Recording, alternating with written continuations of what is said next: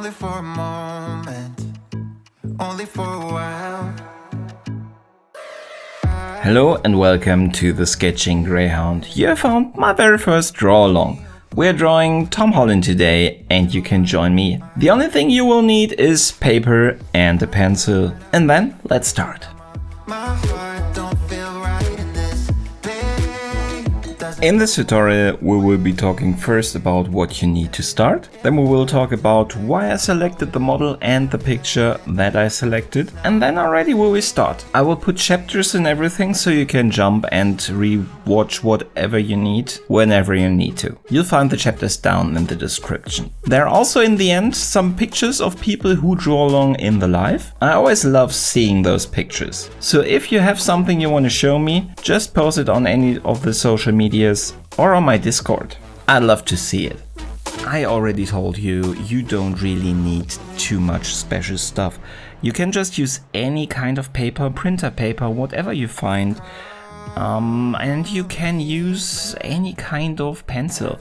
It can be really cheap. What I'm using for the pre-drawings and also a little bit of the lightest shading, I'm using a mechanical pencil.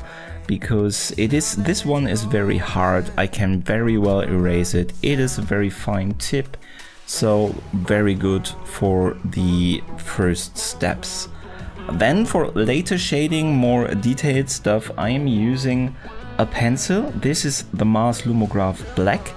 It is very dark, it is very black and matte, in contrast to regular pencils, which are always more gray and silvery. This one is not, so this is really great for contrast. Absolutely not required, do not worry about that, but it is a lot of fun to increase your contrast. So perhaps at some point in time you want to go back and just experiment with this kind of pencil.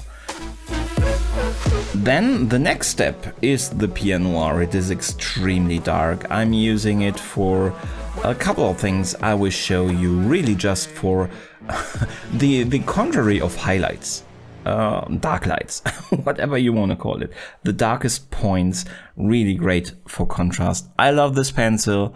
It is more for, I would say, for advanced things. Then we have an eraser, and you can use any kind of eraser. I'm using an edible eraser because I can just form it however I need it, and I have kind of a pencil eraser which can have a tip if you, a certain tip, not as sharp as a pencil, but you can sharpen it to a certain degree and really erase exactly where you want to. So those two work very well for me. By the way, everything that I'm using you can find down in the description. There are links to Amazon. If you're in the UK or Germany, you can support this channel by buying stuff via those links. But you can also just check out which materials it is. You find more information about them there. About the picture that we're using, I told you we are drawing today Tom Holland. And this is the picture that I chose, and why. I personally find that it is easier to draw men, and I find it especially more easy to draw young men because it's just the skin.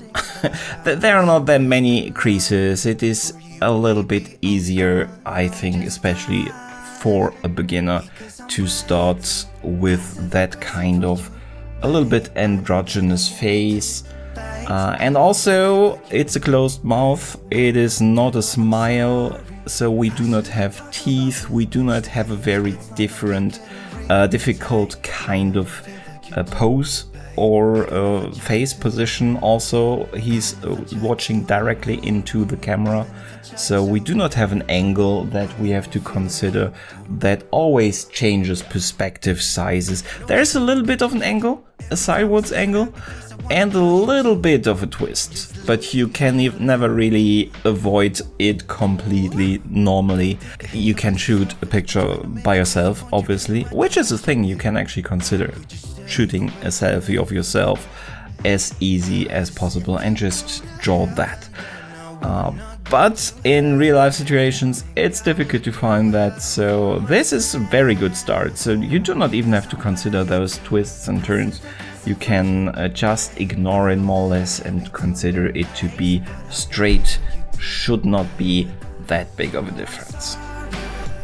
And then we are already starting. So this is something that I normally do outside of the stream. For this draw along, obviously I want to show you, and I'm doing it in a lot more detail than I am doing it normally before a stream. The very first thing we do is define how big the portrait should be, and for that you can just define the left and the right side, as well as the chin of the face, because only the fourth one has to be measured.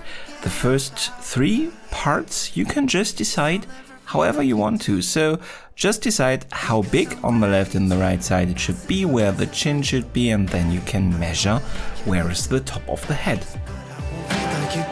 If you'll ask yourself during this tutorial why the hand movements won't always 100% match what I'm telling you, that is because the video is from the live, and yeah, this is the narration afterwards where I try to get it to you across as condensed as possible so you can just follow me here. But back to the picture. You're asking probably right now, how do you measure where the forehead ends? Well, you do that in the reference picture, obviously, not in the one that we are drawing right now. You measure from the left side of the face to the right side of the face, and then you look at how often does that relationship fit into the face in the vertical, not horizontal.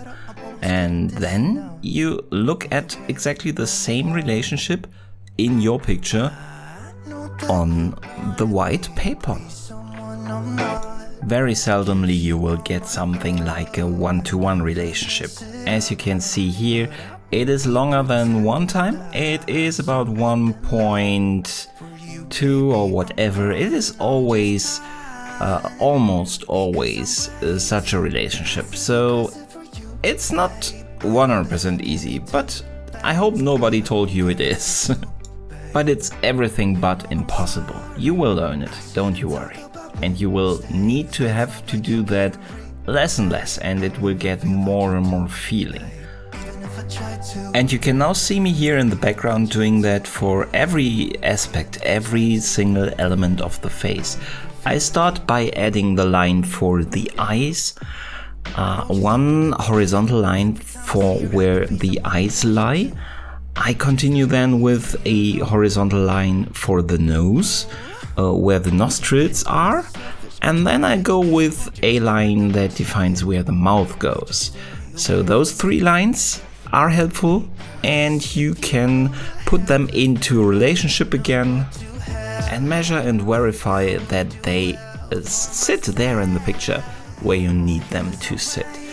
And that way we already know the horizontal position of certain aspects of the face.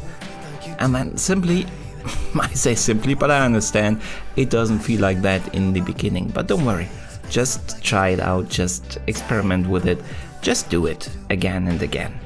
And then at some point you will simply find also the vertical positions.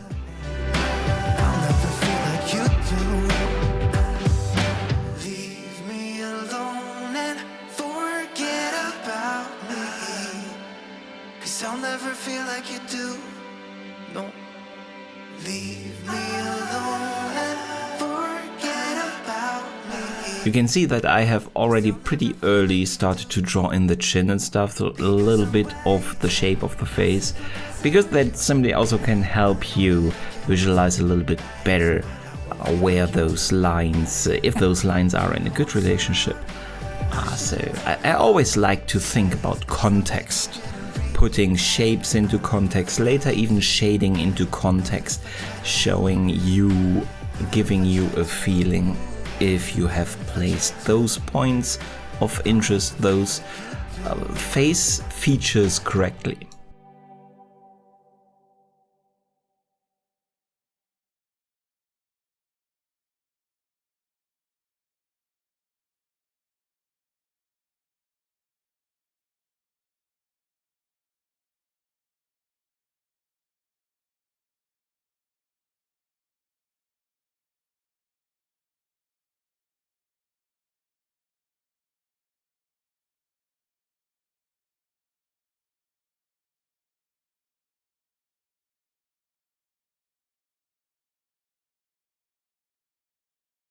And here we put on the brakes again a little bit, because this is where we start to add more shapes into the mix.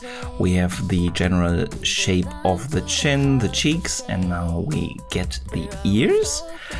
And then we will take a look at the rough shape of the hair. And we already have a little bit of a face here. All of that gives you reference, and you can see, okay, left and right, the size, the height of the face. This is all a little bit of more feeling for me, what I'm drawing here. I start to draw that hair, and you can also just try to draw it by feeling first, and then you go back and measure. As long as you feel the need that you need to do that to get the right relationships, the right proportions, don't feel bad about doing it. Just do it. Measure as much as you need to. You can always erase the lines, and you will always erase those helping lines later. Nobody will even see. Do it how you feel comfortable.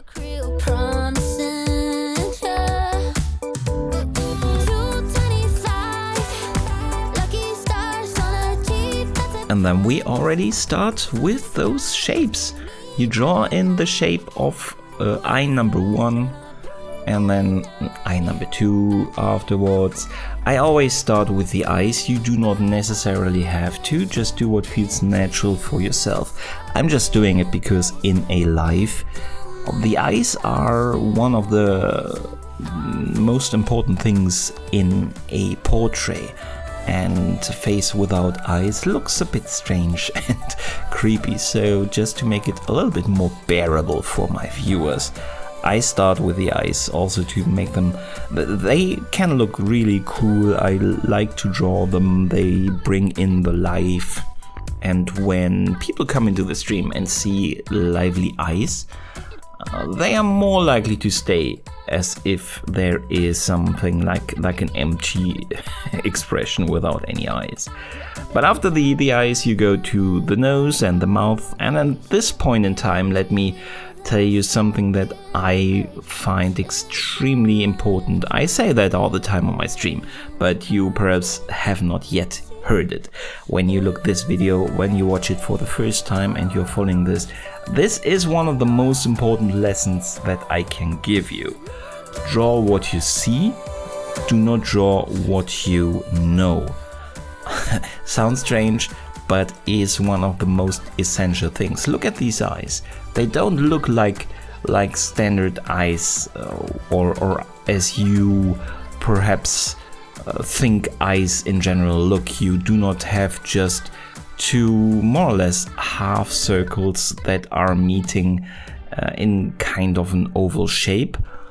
They are quite complex shapes. When you look at the left eye, for example, the lower shape, it is a little bit like an S, and when you look at the right eye, that line is similar but not the same. Not even just only mirrored, it is different. Both eyes look different when you look at the reference picture. And yeah, you have to really consider both eyes individually. How do they look? Not, okay, I will now draw an eye. No, look at the line. How does the line move? And that is really difficult, I understand. But that is so important if you want to get closer to the picture that you want to draw. And you can do it, I know it. Perhaps not at the first try, but you'll get there. I speed the video up here again a little bit while you see how I completed the neck and the clothes. You can freely decide how much of that you want to show in your picture. It is your picture after all. I add always a little bit of that, also a little bit of the shoulders, just to show, okay, there is something beneath the head and it's not just a floating head.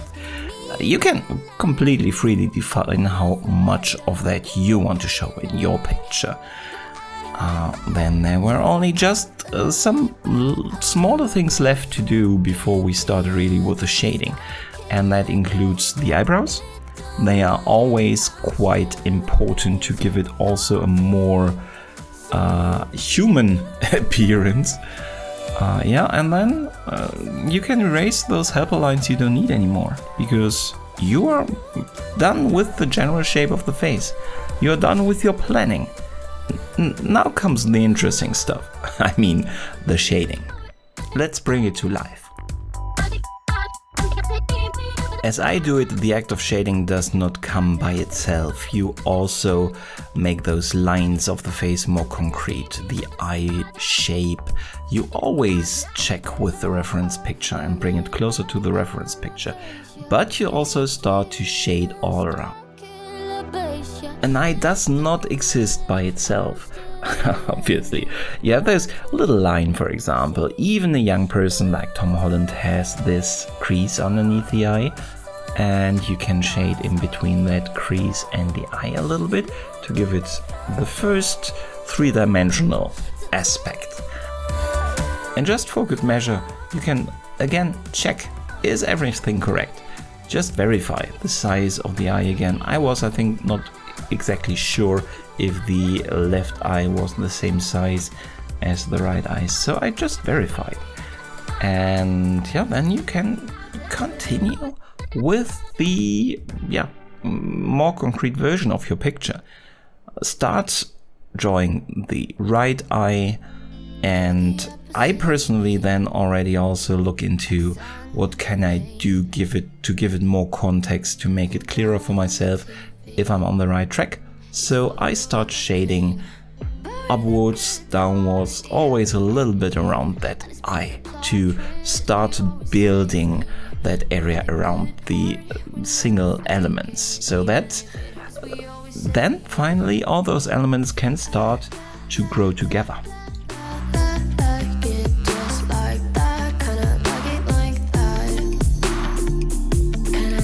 Again, let me make very clear, this will be your picture, however you want it to be.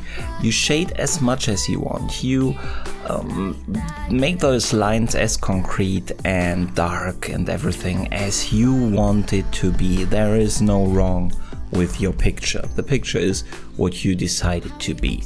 So what I'm doing is shade all around, everywhere, to get it to grow together. I start after the eyes, I start with the nose. There you see I start connecting those two elements with a little bit of shading. That is for me not the final shading. If you say, okay, those lines, those shadings, those shadows are enough for myself, I think that picture, it looks good. That is 100,000% your decision. And 100,000% correct as long as you say it is correct. Then I connect it with the mouth. I give the chin the first small shading, and you see how the picture starts to grow. And I'm still just using the mechanical pencil, that hard one I was talking about in the beginning, because I can just erase everything. And I will add where I have to go darker, I will go in there with the darker pencil. We will start with that in a second.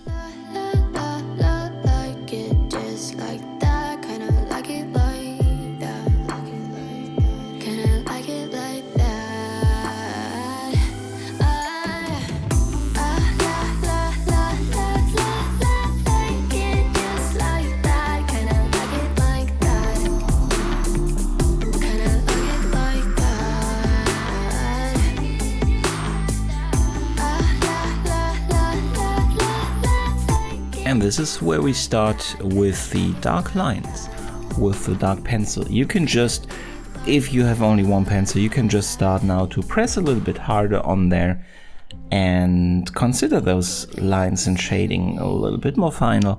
If you have a softer pencil, you can switch to that. If you have even one like I have a little bit that is just a bit really blacker, more black, I'm sorry, you can use that. And again, you go from element to element and start to fill it out. And you decide where you want to start and where you want to go next. I always start to go a little bit from left to right, top to bottom. I'm not too methodical there. I've started to do it like this with the eyes first since I started streaming, as I explained, to make it more interesting.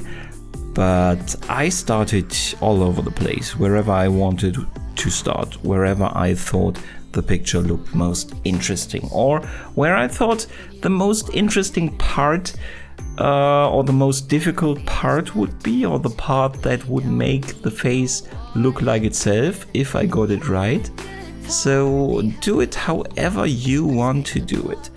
Start wherever you want to do it, but now get bolder, get more final. When you start with those areas, think of them as you want them now to really reach a level where you feel confident with it that you are closing into your goal. The very dark area there in the eye that you can see, that I have drawn already with that Blackstone pencil that I have.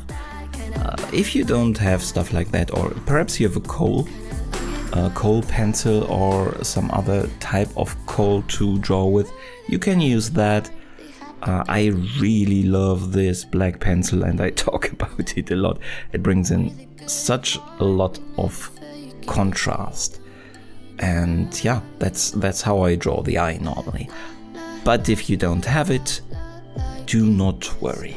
Something else, if you don't have it, also don't worry. I love to use, as you can see now here in a second, the gel pen for the light reflection in the eye. That light reflection brings a lot of life into a picture. You can see it when I put it there, just that it looks a lot more alive. Do not underestimate that light point. If you don't have a gel pen, it is a bit tricky to leave that little white space there really white. But you should at least try, because it helps with bringing life to the eyes. We will speed up here again while we start to make the eyes a little bit more concrete. A first draft, so to say, or a second draft already, and continue to start a little bit more shading all around. I got here, but I'm blessed. Didn't know it'd take me past my destiny. You're behind me with the rest, 'cause I'm a mess. No more you.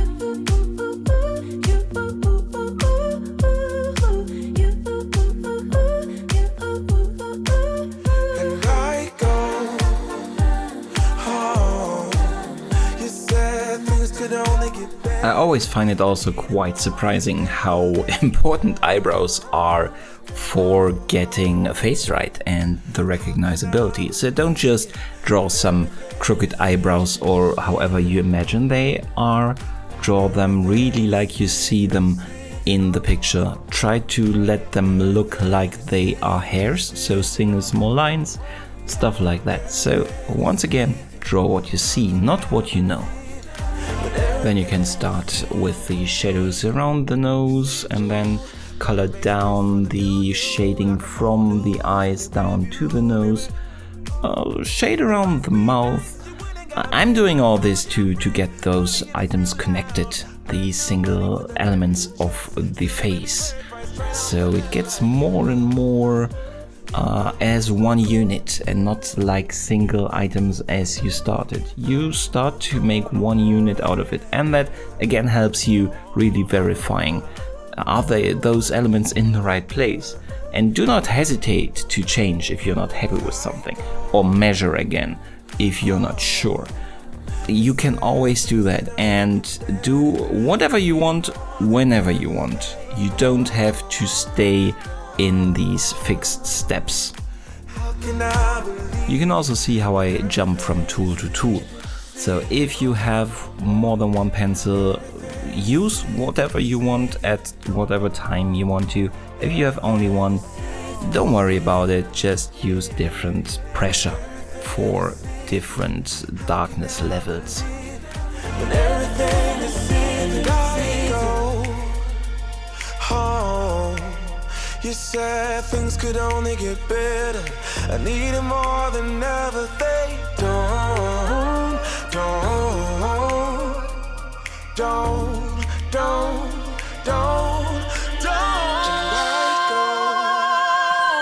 Home. You said things could only get better. I need it more than ever. They don't. How can I believe you? We are leaving again a little bit what you have done first, the elements inside of the face. Now the shape of the face gets more concrete, as well as the shape of the hair. So the whole head now gets a lot more, not final, but it's not a draft anymore. It starts to get a character that is a little bit more advanced, and as always, measure if you feel unsure about something. This is also where we approach the end of the life, and I add a little bit of hair there for the people who were drawing with me, so they could also already see how I do that. We will be talking about that at a later point in this video, so right now you can still concentrate on that facial shading, and we will continue with that, of course, beyond the point that I reached in that life. So don't worry, I will tell you how to draw hair like this in a couple of minutes. 'Cause I'm a mess. No more you.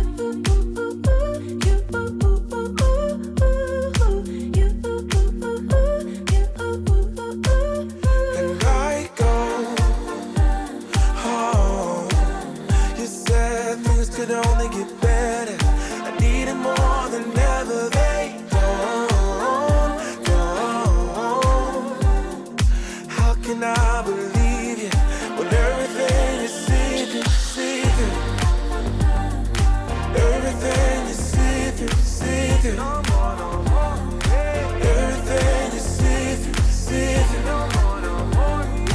Everything is secret. How can I believe it when everything is secret? You see through, gotta make space for the new you, like I'm old news in your rearview mirror. It must be nice you went and got a penthouse, all your friends partying is real loud. Brand new money with a brand new chest, still a baby bird price straight off the nest like you.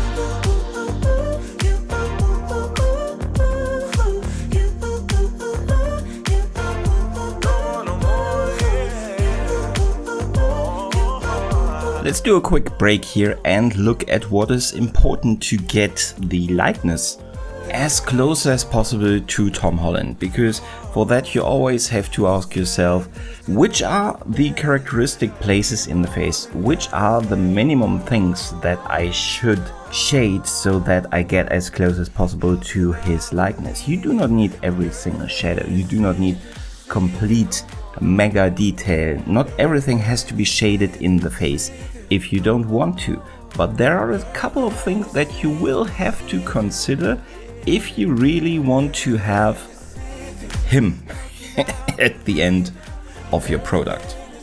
There are a couple of things that make Tom Holland Tom Holland.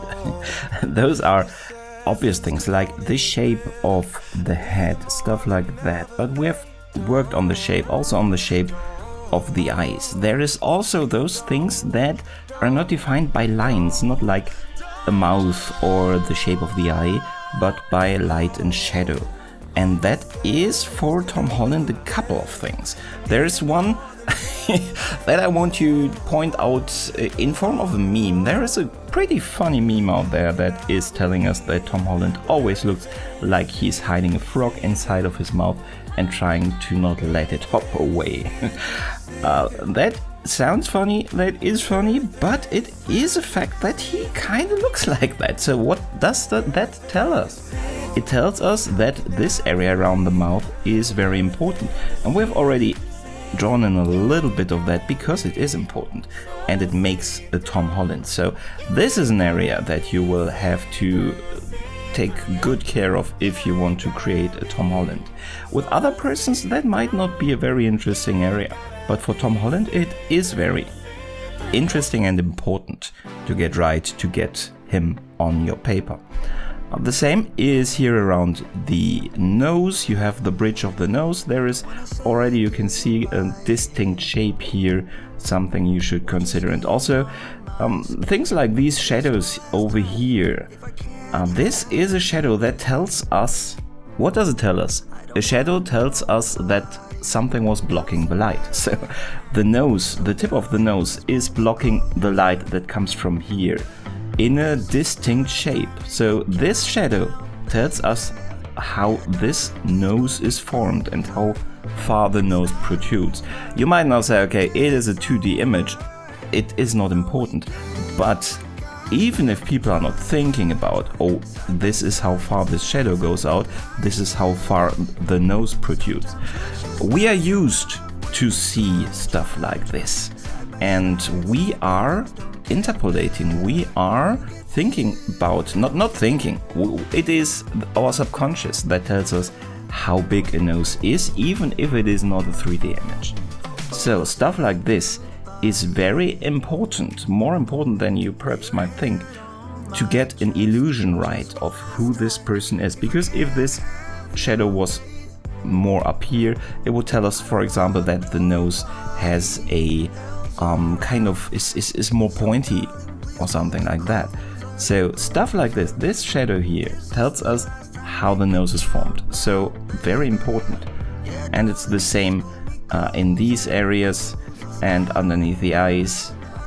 There are a couple of things that will help us. You see, I could leave the cheek empty here. It already looks to a certain degree as Tom Holland, because we have those shapes, of course, that we already have been talking about a lot, but also those shadows already in place. So do you have to shade everything? No, you could stop like this and say, this is Tom Holland. People, I hope you would believe me if I told you now already this is Tom Holland.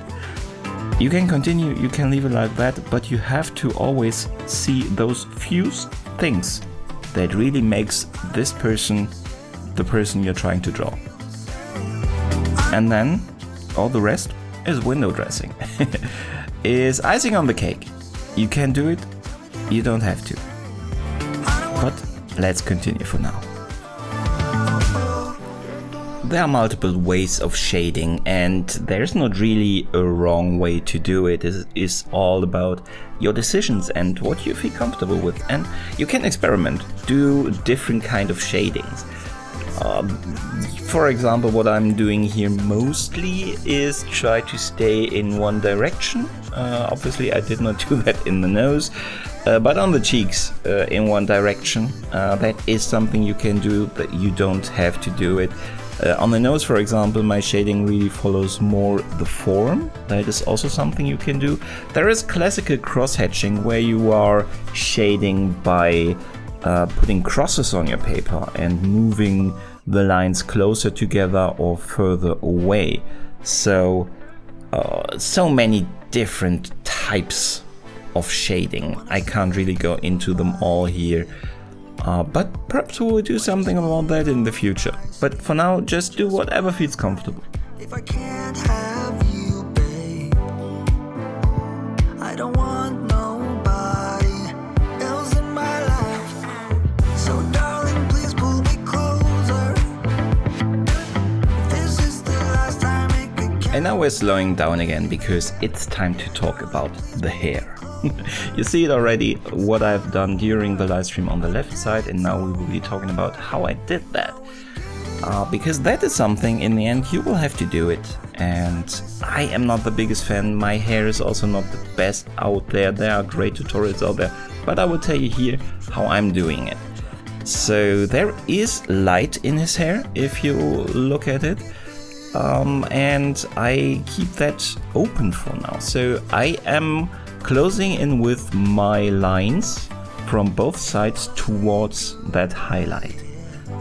With different pencils here, you can, if you only have one, do it with different pressure. to make it lighter or darker, and it's all about layering. It's all about patience. That's probably why I'm not that good at hair. But it is all about patience, and you can see I also add those darker streaks in there, just to get closer and closer to what it is supposed to look like. And with different pencils. As I said, you don't need to do it with different pencils. I have them, so I will use them. And then you will see that I also draw some of those lines into, just here right now, into the highlights. Because they are not stark white, and you need a little bit of life in there, even though they are lighter than the other parts. And then we are just optimizing and almost done with this first part. You can see that I have sectionized the hair. There are certain sections, so you don't always have to think about the whole of the hair. Just sectionize it and go from section to section and close it more and more until all the hair is done. And feel free to go back and forth and back until you have a result that you like. I am very I don't really love drawing hair, so let's speed it up here. And there you go. And you see I go back and forth. I give also a little bit of a general darkness on the right side later with a little bit darker pencil. And another thing, once you're done with the hair, be aware of where the hair meets the head. It should not look like a hat, the hair. It should be connected to the head. So be careful to also shade a little bit there and be aware of that connection. Don't wanna say goodbye, yeah. Want your skin on my skin. Just one last time.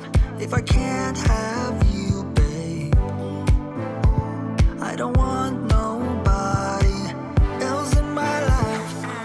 So darling. And this is my result. So I'm pretty happy with it. But honestly, what I would be most interested in is if I could help you in drawing your portrait. So I'm actually much more interested in now looking at a couple of portraits that were drawn during the draw along on my stream. So let's check them out together. Sometimes love's just not enough when you try. This gorgeous portrait was drawn by Donna. She did not start drawing too long ago, actually, during the quarantine only. And different stuff, and not that many portraits before, not for that long a time. And you can see everything is here, so I'm really impressed by everything I see from Donna.